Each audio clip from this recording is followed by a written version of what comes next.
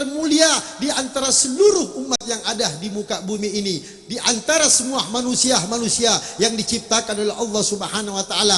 Tidak ada satupun makhluk yang menginjakkan kakinya di surga kecuali yang pertama baginda Nabi besar Muhammad sallallahu alaihi wasallam. Tidak ada satupun makhluk yang masuk di dalam surga kecuali umat Nabi besar Muhammad sallallahu alaihi wasallam. Camkan itu. Kenapa kalau perayaan Maulid tidak heboh, tidak semaksimal mungkin? Kita harus malu, kita harus prihatin dengan perayaan-perayaan orang yang bikin.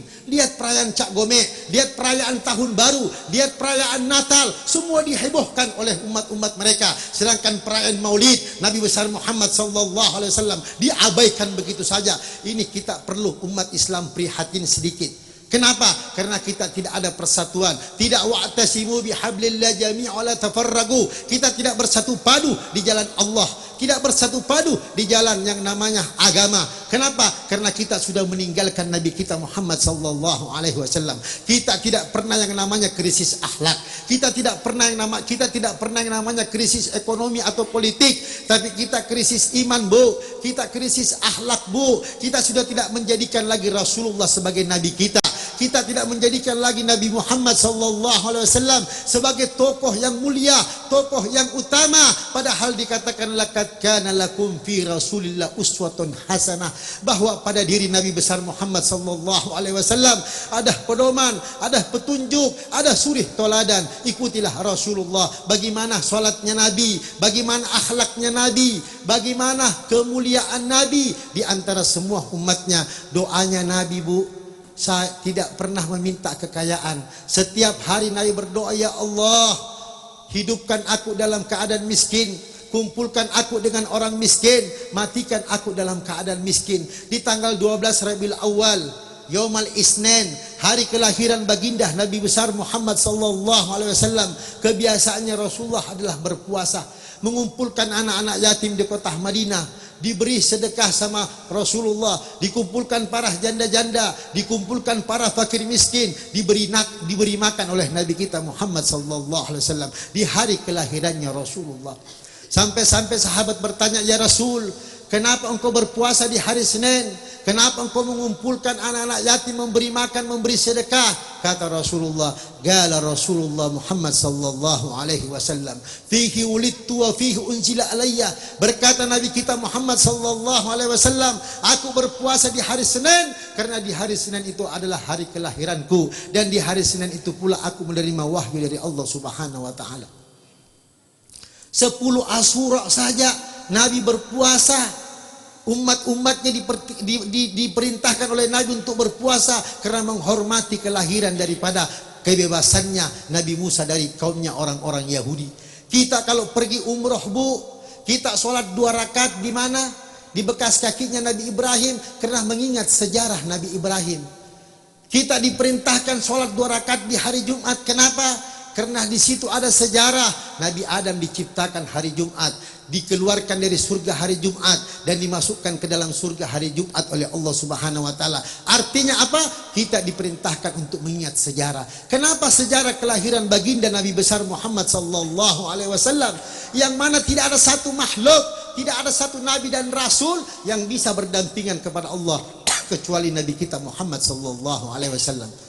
Ashhadu an la ilaha illallah wa ashhadu anna Muhammadar Rasulullah. La ilaha illallah Muhammadur Rasulullah. Tidak ada satu makhluk yang berani berdampingan dengan Allah kecuali Nabi kita Muhammad sallallahu alaihi wasallam. Itu karena kemuliaan Allah tidak pernah memanggil namanya Rasulullah, selalu gelarnya ya ayyuhan nabiyyu, ya ayyuhar rasul. Begitu tingginya derajatnya Rasulullah, innamal ala khuluqin azim. Sangat tinggi budi luhur Nabi kita Muhammad sallallahu alaihi wasallam. Bukan saja yang namanya umat Islam yang dicintai sama Nabi, kafir pun dicintai sama Nabi, Yahudi pun dicintai sama Nabi. Nabi dipanah, kena dia punya bibir, bercucuran darah sama orang-orang kafir. Itu darahnya ditahan sama Nabi pakai surbannya. Sahabat-sahabat berteriak, Sayyidina Abu Bakar, Sayyidina Umar, ya Rasul, jangan engkau tahan itu darahmu, biarkan saya dia ngocor kena lantai.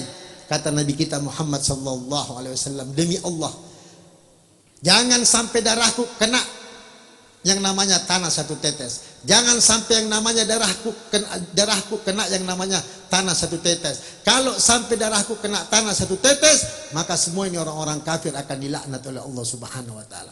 Begitu mulianya Nabi, begitu yang namanya Nabi menyayangi orang-orang kafir, menyayangi orang-orang Yahudi, bukan saja umat Islam.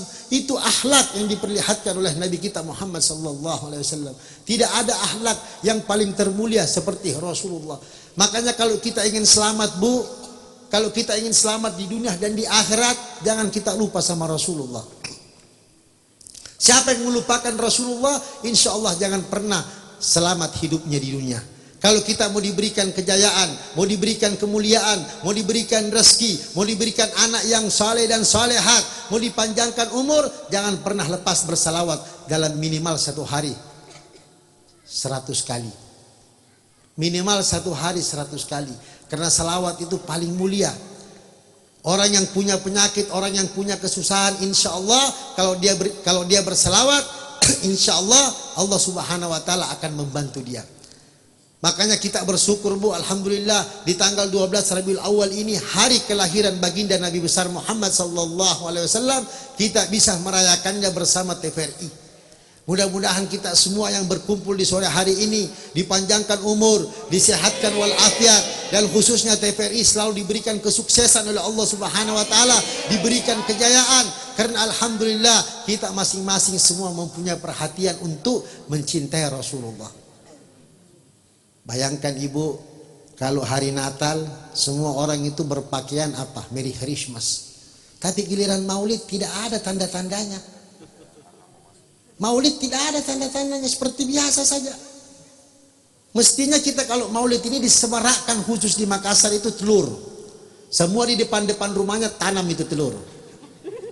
Di depan rumah masing-masing tanam telur. Itu salah satu simbol orang Makassar. Simbolnya orang Makassar itu telur kalau Maulid. Nah, kalau di Jawa simbolnya itu nasi kabuli. Jadi simbol kita di Makassar kasih telur. Itu berarti menyambut yang namanya kelahiran baginda Nabi besar Muhammad sallallahu alaihi wasallam. Nah, coba kalau 17 Agustus orang kasih berdiri bendera. Padahal bendera itu kan urusan dunia. Sedangkan Nabi kita Muhammad sallallahu alaihi wasallam ini akhirat, dunia wal akhirat. Jadi jangan kita sia-siakan. Kalau kita betul-betul mencintai Nabi kita Muhammad sallallahu alaihi wasallam, cukup kita bergembira merayakan kelahirannya Rasulullah. Kalau kita tidak mampu merayakan, bergembira. Kalau kita tidak mampu bergembira, diam.